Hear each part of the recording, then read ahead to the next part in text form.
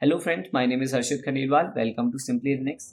आज की वीडियो में हम बात करने वाले हैं इनपुट एंड आउटपुट रीडायरेक्शन के बारे में। ये कैसे काम करता है, ये क्या होता है, इसका यूज लिनक्स में क्या क्या है। So without further ado let's get started. Before starting guys, अगर आपको लगता है कि मेरे एफर्ट्स वर्थ इट हैं और वो किसी भी तरह से आपकी हेल्प कर रहे हैं, then please like and subscribe my videos. Believe me, it motivates me a lot. So let's get started. तो आप जानते हैं कि दो टाइप के डिवाइसेस होते हैं, एक होता है इनपुट डिवाइस, एक होता है आउटपुट डिवाइस। वैसे स्टैंडर्ड इनपुट डिवाइस होता है वो हमारा कीबोर्ड होता है, और स्टैंडर्ड आउटपुट डिवाइस होता है वो हमारी स्क्रीन होती है। कभी भी आप कोई भी कमांड अगर अपने इस पर डालते हो, फॉर एग्जाम्पल ls, तो जो ls कमांड मैं अपने टर्मिनल में एंटर कर रहा हूँ वो अपने इनपुट डिवाइस से कर रहा हूँ, जो कि मेरा कीबोर्ड है। एंटर प्रेस करने पर यहाँ पे एक आउटपुट आया है, और ये आउटपुट कहाँ शो हो रहा है? इस टर्मिनल स्क्रीन पे, जो कि मेरा आउटपुट डिवाइस है। जनरली जब हम लिनक्स पे काम करते हैं तो हमारा जो स्टैंडर्ड इनपुट डिवाइस होता है वो कीबोर्ड होता है, और स्टैंडर्ड आउटपुट डिवाइस हमारा टर्मिनल स्क्रीन होती है। एक और चीज़ होती है, उसे कहते हैं स्टैंडर्ड एरर, और स्टैंडर्ड एरर हमारी स्क्रीन ही होती है। जैसे अगर मैं कोई भी ऐसी फाइल शो करने की कोशिश करूँगा या ऐसी फाइल शो करने की कोशिश करूँगा जो एग्जिस्ट ही नहीं करती है, तो ये एक एरर शो करेगा। For example cat file and here is an error। तो ये जो हमारी स्क्रीन है वो एक स्टैंडर्ड एरर भी हमें शो करती है। जो हमारी टर्मिनल स्क्रीन है ये हमें स्टैंडर्ड एरर भी शो करती है। ओके, तो अब हमने देख लिया है कि स्टैंडर्ड इनपुट क्या होता है, स्टैंडर्ड आउटपुट क्या होता है, कहाँ से आता है। अब मेन हमारा जो क्वेश्चन आता है वो ये आता है कि इसकी ज़रूरत क्या है, मतलब स्टैंडर्ड इनपुट और स्टैंडर्ड आउटपुट को हमें कंट्रोल करने की क्या ज़रूरत है। तो कई बार क्या होता है कि हम जो इनपुट दे रहे हैं अपने मशीन को, हमको इनपुट दे रहे हैं, हम नहीं चाहते कि हम इनपुट अपने कीबोर्ड से एंटर करें। हम चाहते हैं वो इनपुट अपने आप एक फाइल के अंदर हम स्टोर करें, और जो हमारा स्क्रीन है वो ऑटोमेटिकली उस फाइल से इनपुट ले ले, या वाइस वर्सा। हम दूसरी चीज़ भी चाह सकते हैं, जैसे हम चाहते हैं कि जो हमारी स्क्रीन है उस पर जो भी हमने फंक्शन परफॉर्म करने को कहा, फॉर एग्जाम्पल ls, तो ls प्रेस करते ही जो सारे आइटम्स हैं मेरे पर्टिकुलर डायरेक्टरी के अंदर वो लिस्ट डाउन हो जाते हैं। बट मैं चाहता हूँ कि ये लिस्ट डाउन ना हो, बल्कि एक फाइल में जाके स्टोर हो जाए। तो इन दैट केस हम स्टैंडर्ड इनपुट और स्टैंडर्ड आउटपुट है उसका यूज करते हैं लिनक्स के अंदर। तो आई होप आपको इतना चीज़ बिल्कुल क्लियर है। अब ये कैसे करते हैं, इसके हम कुछ एग्जाम्पल्स देखते हैं। एग्जाम्पल्स से चीज़ें बहुत अच्छे से समझ आती हैं। जल्दी से हम एक फाइल क्रिएट करते हैं। यहाँ पे एक फाइल का नेम है filename.txt। मैं इसमें कुछ रैंडम टेक्स्ट एंटर कर देता हूँ। Random text entered and save and close. ये मैंने यहाँ क्लोज कर दिया। क्लोज करने के बाद अब मैं चाहता हूँ कि cat filename.txt एंटर करने पर हमारा एक आउटपुट आएगा। वो आउटपुट क्या है? आउटपुट है कि जो भी कंटेंट इस फाइल के अंदर था वो स्क्रीन पर शो हो रहा है। बट अब मैं चाहता हूँ कि जो इसका आउटपुट है वो दूसरी फाइल में जाके स्टोर हो जाए। तो वो मैं कैसे करूँगा? What I will do, I will type cat. मैं आपको यहाँ दिखा देता हूँ कि हाँ, हमारी एक फाइल है ऐसे file.txt। इस file.txt के अंदर कुछ URLs हैं, मैं इसको रिमूव कर दे। ये URLs यहाँ पर है। Let me save this and minimize it. Minimize करने के बाद जो हमारा filename.txt है, इससे जो आउटपुट आ रहा है उस आउटपुट को मैं अपनी file.txt में एंटर करवाना चाहता हूँ। So when I press enter, तो आप यहाँ देखोगे कि यहाँ पे अब क्या कह रहा है? रीलोड करने को कह रहा है। तो जैसे मैंने रीलोड किया तो हमारा यह रैंडम टेक्स्ट एंटर्ड, ये वाली चीज़ आ गई। तो इसका मतलब क्या है? इसका मतलब सिंपल है कि जो हमारा आउटपुट इस कमांड के थ्रू हमारा आया था वो आउटपुट कहाँ रीडायरेक्ट हो गया? एक file.txt के अंदर रीडायरेक्ट हो गया। ये जो ऑपरेटर है, ये ग्रेटर देन सिंबल वाला, इसका हम यूज़ करते हैं अपने स्क्रीन के ऊपर जो कमांड है उसको रन करके जो उसका आउटपुट है जो स्क्रीन पर शो होना चाहिए था उसे स्क्रीन पर शो करने के बजाय वो एक फाइल के अंदर सेंड कर दे। इस चीज़ के लिए हम इस ऑपरेटर का यूज़ करते हैं। रिवर्स चीज़ भी पॉसिबल है। तो अगर हम चाहते हैं कि हम कोई भी फाइल है उसका इनपुट कैट कमांड के थ्रू शो करें, तो cat file name cat file.txt and enter. तो इससे क्या शो हो रहा है यहाँ पर? यहाँ पर जो रैंडम टेक्स्ट एंटर हमने यहाँ पर किया था उस फाइल के अंदर, वो इस कमांड के थ्रू यहाँ पे शो हुआ। अब सेम कमांड मैं ऐसे भी कर सकता था, file.txt। अब दोनों का आउटपुट सेम है, पर दोनों के आउटपुट में डिफरेंस ये है कि ये वाला जो फाइल था, फाइल के अंदर जो कंटेंट था, वो यहाँ पर रीडायरेक्ट हुआ एज एन इनपुट, और यहाँ पर ये कैट कमांड ने इसका कंटेंट शो किया है। तो दोनों काम एक कर रही हैं, पर दोनों अलग तरीके से प्रोसेस कर रहे हैं। तो हम वापस समझेंगे, इनपुट एंड आउटपुट ऑपरेटर का मतलब क्या होता है। ये कंप्यूटर को बताता है कि जो आउटपुट आपकी कमांड का है, कमांड जो आप आउटपुट दे रहे हो, वो आउटपुट स्क्रीन पर ना आके एक फाइल में जाके स्टोर हो जाए। और स्टैंडर्ड इनपुट का काम है कि जो आपका इनपुट है वो आपको कीबोर्ड से ना लेना पड़े, बल्कि एक फाइल से आ जाए।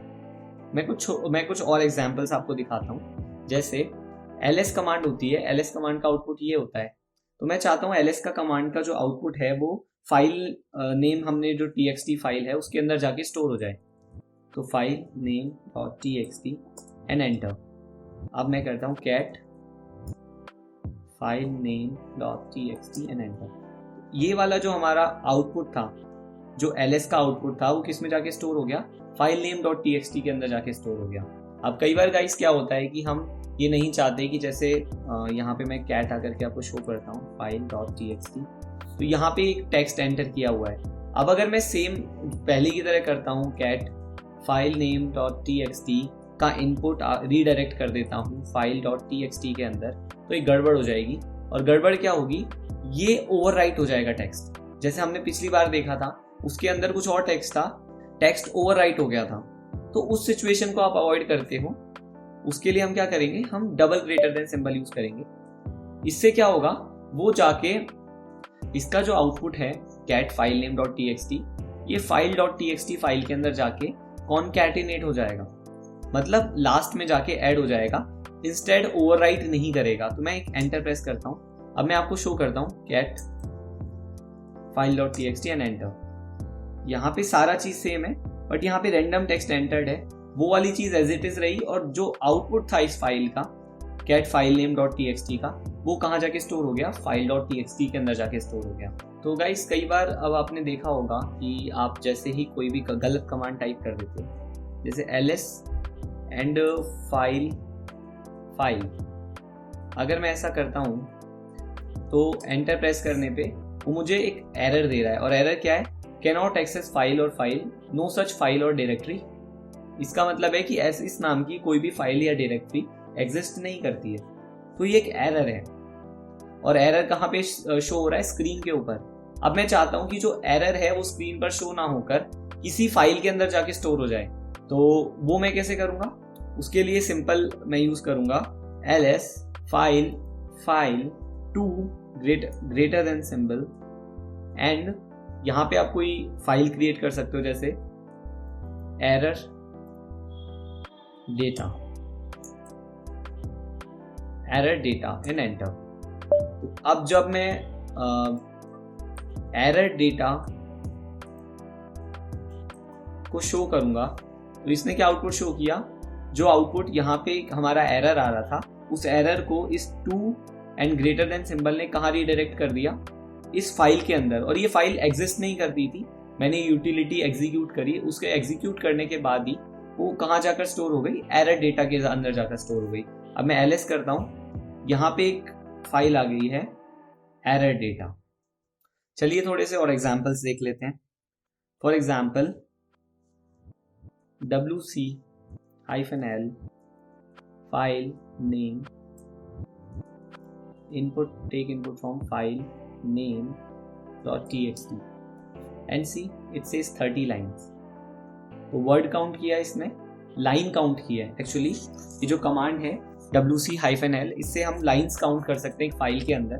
तो जो फाइल नेम .txt है, इस फाइल से हमने इस वाली जो कमांड है इसको इनपुट दिया है। हम ये सेम काम wc-l and file name .txt से भी कर सकते हैं, बट यहाँ पे हमने क्या किया है, यहाँ पे हमने फाइल ना देकर, जैसे यहाँ पर फाइल का नाम आ रहा है फाइल नेम .txt, बट यहाँ पर फाइल का नाम नहीं आ रहा, क्योंकि हमने उसको फाइल नहीं दी, हमने उसको इनपुट दिया है। और इनपुट देने के बाद उसने आउटपुट शो किया है यहां पर, इसलिए ये फाइल का नाम शो नहीं कर रहा है। कुछ और एग्जांपल्स देखते हैं।